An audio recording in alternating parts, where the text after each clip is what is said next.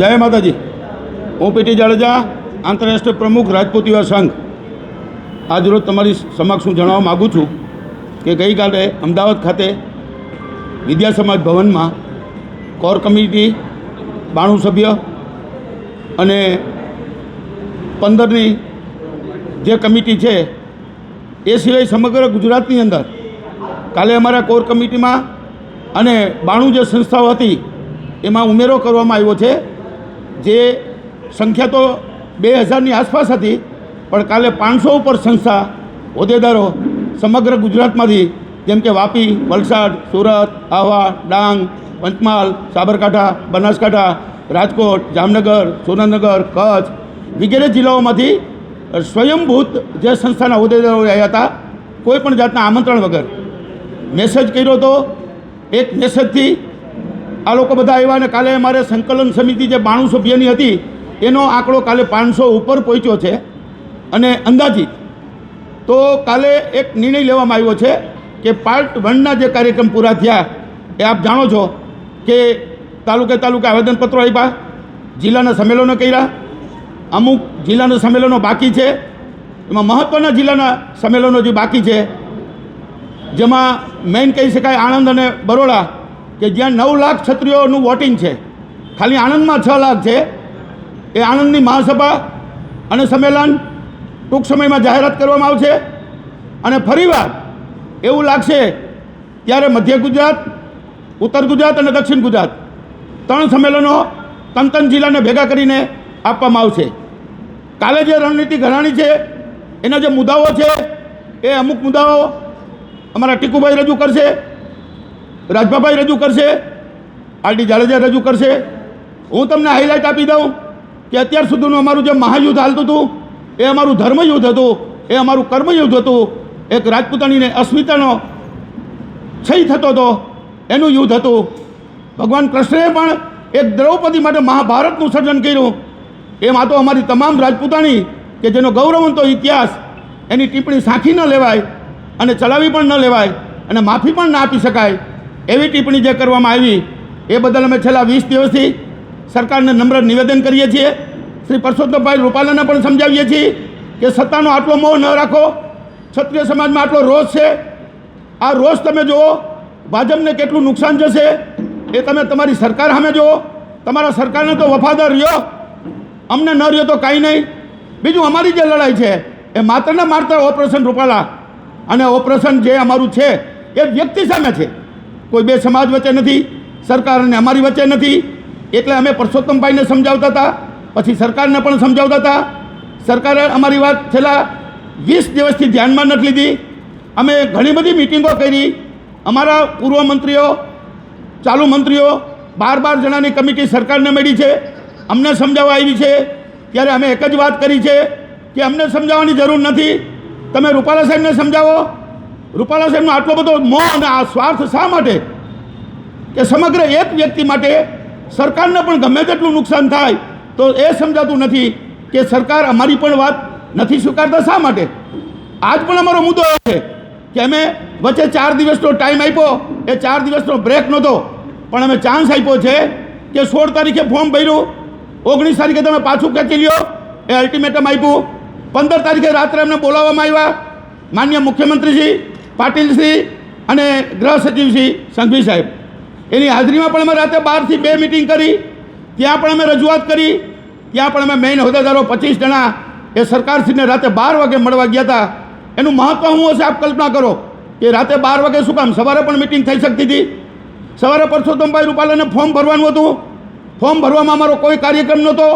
ભલે ફોર્મ ભરે અને પછી ખેલદિલી બતાવીને પાછું ખેંચે, પણ એ કરવામાં ના આવ્યું.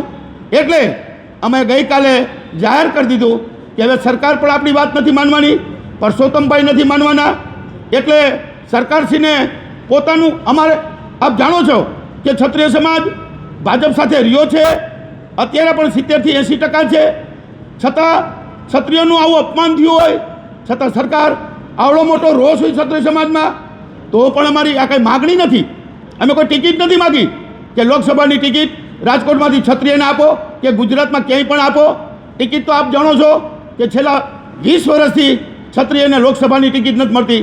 એક નાનું એવું આપી દે છે ટુકડો રાજ્યસભાના, એ પણ ચૂંટણી પહેલાં 6 મહિના પહેલાં. છેલ્લે અમારા સાંસદ રાજેન્દ્રસિંહ રાણા હતા, ત્યાર પછી ક્યારેય ટિકિટ આપવામાં આવી નથી. ક્ષત્રિયને કેટલો અન્યાય થાય છે જાણો છો, પણ અન્યાય સામે અમે કોઈ દિવસ માગણી નથી કરી કે અમને એક ટિકિટ પણ કેમ નહીં. 562 રજવાડાનો આવડો ભોજ છે. આ દેશને એક બનાવવા માટે 562 રજવાડાનું મ્યુઝિયમ પણ નથી મળ્યું. એ પણ ઘણા ટાઈમથી અમારી માગણી છે. આજ દિન સુધી અમારી કોઈ પણ માગણી સ્વીકારવામાં નથી આવી, પણ અમે માગતા નથી. આપવાવાળો આ ક્ષત્રિય સમાજ છે. જો 562 રજવાડા આપી દીધા હોય તો પછી બીજી તો વાત જ ક્યાં કરવાની રહી. ગામમાં ગલી સુધી, ઘર સુધી, બરાબર છે, એક જ રોષ છે. આ રોષ અમારો નથી, અમે તો પ્રતિનિધિ છે અને સમાજની વાચા અમે ત્યાં પહોંચાડી, સરકારમાં પહોંચાડી. ખરેખર જો આ સંકલન સમિતિ ન હોય અને ગામે ગામ યુવાનોનો જે રોષ છે ને દોષ છે એનું પરિણામ ન કલ્પી શકાય એવું આવે તો અમે તો એને સમજાવીએ છીએ. મા ભવાનીને સોગંદ આપીએ છીએ કે કાયદાની મર્યાદામાં રહીને આંદોલન કરવાનું છે. અમે એ દરબારું નથી ભાંગફોડ કરીને, એસટી બસના કાર્ડ તોડીને, મિલકતને નુકસાન કરીને, સરકારની મિલકત નુકસાન કરીને આ બધા એવી રાહ જોઈને બેઠા છે. જો એવું કરે તો અસંખ્યની ધરપકડ થાય, આંદોલન કચડાઈ જાય. અમે એવું કાંઈ નથી કરવાના. અમે બૌદ્ધિક કાર્યથી, બરાબર છે, દરેક કાર્ય કરશું અને સંમતિથી કરશું, સમાજની વાચા આપતું કરશું અને એમાં પોલીસ વિરુદ્ધ કે કાયદાની વિરુદ્ધ એક પણ કાર્ય નહીં થાય એની હું ગેરંટી આપું છું. જ્યાં સુધી હું મારા સમાજને સમજું છું ત્યાં સુધી. ભાજપ સાથે જોડાયેલા ક્ષત્રિયો તમારા સમર્થનમાં આવવાના છે? એને અમારા સમર્થનમાં લાવવાય નથી, એને ધર્મ સંકટમાં મૂકવાય નથી. એ ભાજપમાં છે તો ભાજપને વફાદાર રહીએ, બરાબર છે. અમે એક પણ વાર એમને નિવેદન આપવાનું નથી કીધું. રાજા મહારાજાઓ પણ સ્વયંભૂત આવ્યા છે. પરસોત્તમભાઈએ ત્યાં રાજસ્થાનથી પણ ટ્રાય કરી છે કેસરીસિંહને લઈને, પણ રાજાઓ નહીં. હું તો અહીંયા સુધી કહી શકું કે અત્યારે કૃષ્ણ ભગવાન આવે ને તો એને આ સમાજ વિનંતી કરે કે જે દ્રૌપદીની હાલત થઈ હતી મહાભારતમાં એવી ટિપ્પણી આને કરી છે તો હે ભગવાન કૃષ્ણ આને સદબુદ્ધિ આપો અને આને સમજાવો. મહાભારતના યુદ્ધમાં જેમ અર્જુનને ગીતા ઉપદેશ આપ્યો એમ પરસોત્તમભાઈને આપો, એવું અમે ભગવાનને પણ નમ્ર નિવેદન કરીએ.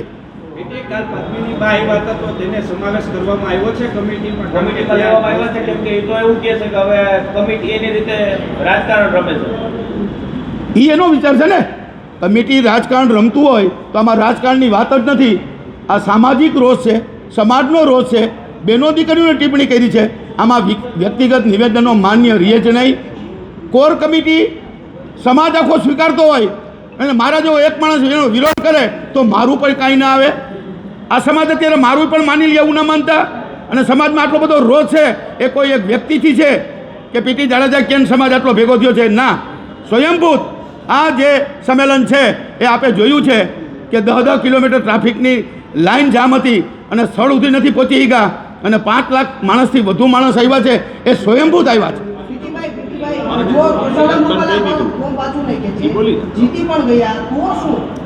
એની જે રણનીતિથી તમને વાત કરું છું. જીતી જજો, હાર જીત છે એ તમે જે વાત કરો છો એ તો છે. તો અને જો યુદ્ધમાં, કોઈ પણ યુદ્ધમાં તમે એવો વિચાર કરો કે આ યુદ્ધ આપણે જીતી જવાના છે કે હારી જવાના છે. હાર જીત તો વિધાતાની વિધિ છે. ખેલદિલી હોવી જરૂર છે.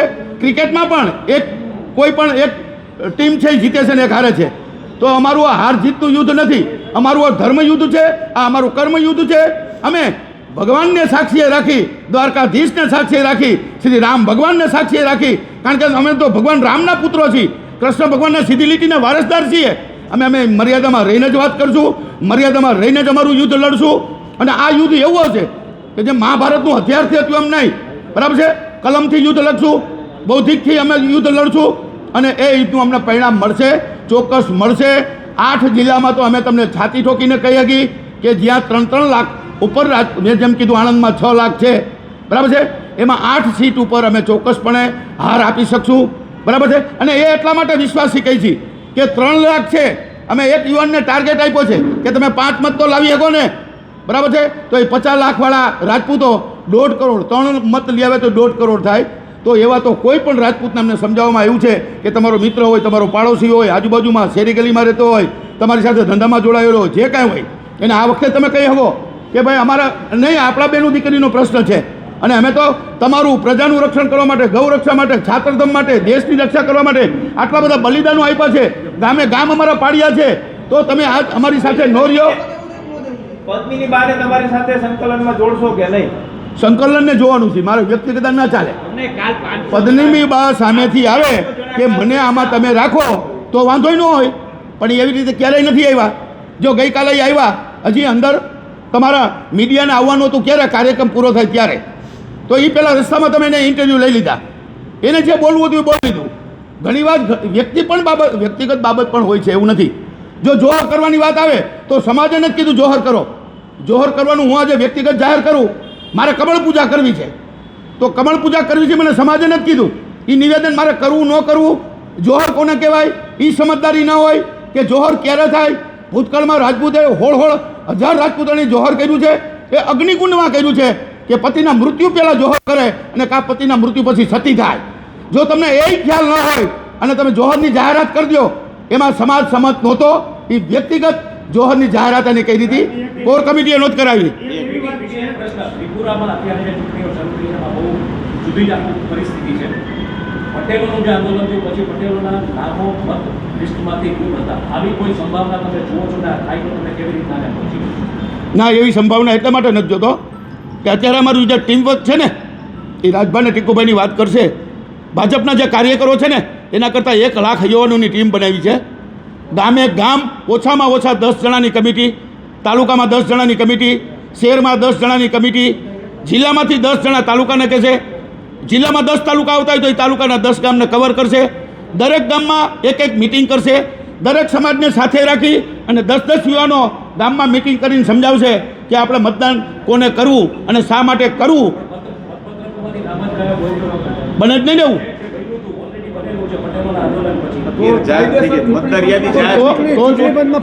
ના, કદાચ એવું બને તો અમે ચૂંટણી પંચમાં ફરિયાદ કરશું, બરાબર છે. સુપ્રીમમાં જશું, ફેર મતદાન કરાવશું, બરાબર છે. એ બધું તો પછીની વાત છે, જ્યારે આપ બોલો છો કે એવું થાય ત્યારે. આ આંદોલન ભાજપ એવું કહે છે કોંગ્રેસ પ્રેરિત છે, તમે કઈ રીતે જુઓ? નહીં, બિલકુલ નહીં.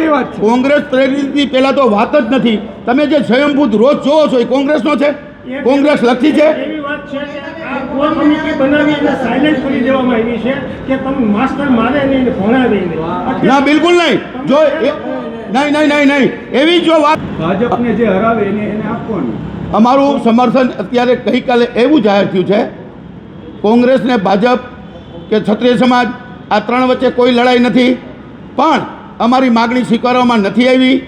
એટલે અમે અન્ય સમાજ 18 સમાજને એવું કહેશું કે ભાજપ વિરુદ્ધ મતદાન કરવું છે અને એનો હરીફ ઉમેદવાર જે હોય એ ઓટોમેટિક ખ્યાલ આવી જશે. પણ અમારે એવી કોઈ ટિપ્પણીમાં અત્યારે નથી પડવું, કારણ કે આ આંદોલન અમારું કોંગ્રેસ માટે નથી, ભાજપ માટે નથી, 2 સમાજ વચ્ચે નથી, માત્ર વ્યક્તિ માટે છે. પદ્મિનીબા કદાચ બોલ્યા હોય તો એનું વ્યક્તિગત નિવેદન હશે.